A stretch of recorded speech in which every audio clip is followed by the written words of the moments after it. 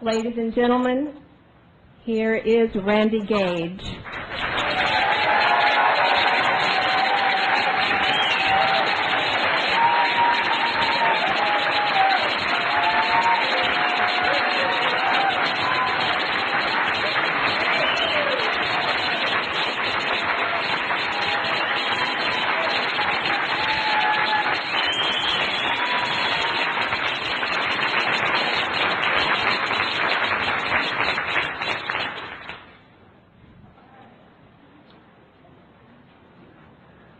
So we're coming up on the weekend,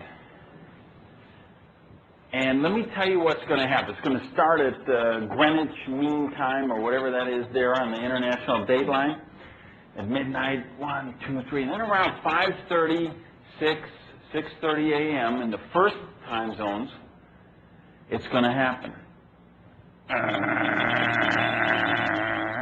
Alarm clocks going off, and then people are going to be hitting the snooze button, right?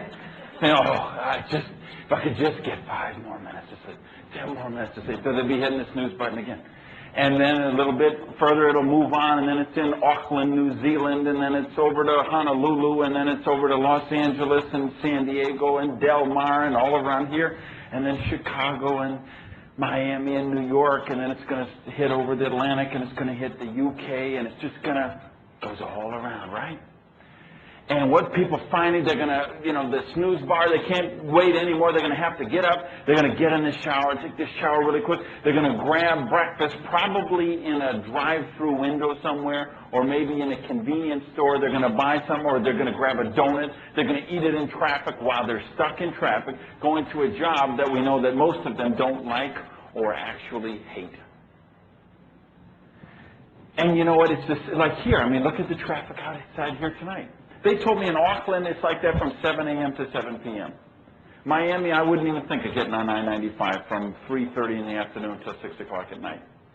Bogota down there, everywhere in the world you go, this traffic, this congestion. So all these people going into these jobs. Now what are they doing? They get to this job on Monday, right? Everybody looks forward to Monday, don't they? So they're in this job, and they're thinking, if I could just get through the day, if I could just... So they get through the day. What do? They go through a drive-through somewhere home, because that's the lament of mothers all across the world, does dinner in a bucket count, right?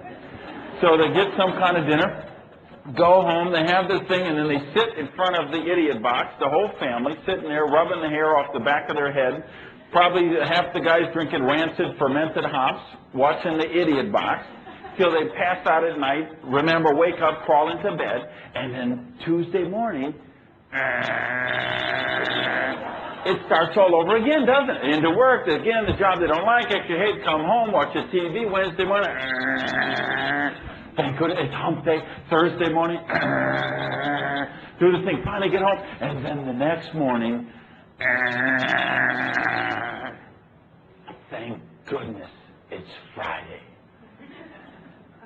Because you know what Friday means. It means if they can just get through the day, right? They can just get through the day. They know at 5 o'clock that boss is going to say, hey, here, and they're and they're going to get that paycheck, right? Which now, of course, that paycheck, it's already gone, Pamela. Because they've got all those little window envelopes in the credit card companies waiting for them. As a matter of fact, the bank is waiting for them because they got to cover those checks that they kited for the last 2 days, getting ready to pay those credit cards because now they get paid. But they don't think about that at that moment, because just for one brief moment, they can pretend that check is theirs. And you know what that means? That means it's time to celebrate. And what that means here, of course, in the States is it's off to Pizza Hut. All right? For one of those meat lovers, extra meat, double cheese, stuffed crust. But give me a Diet Pepsi because I'm kind of watching my weight. All right? So it's into the diet, it's in the Pizza Hut thing. And then after Pizza Hut, it's over to the video store. Well, they will, have you seen a video store at 7 o'clock on a Friday night?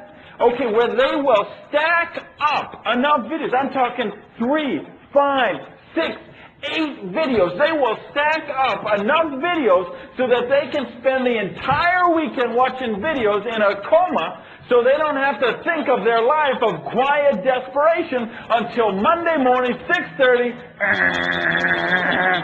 when it starts all over again. The rat race. That's the reality for people out there. They're living in the rat race.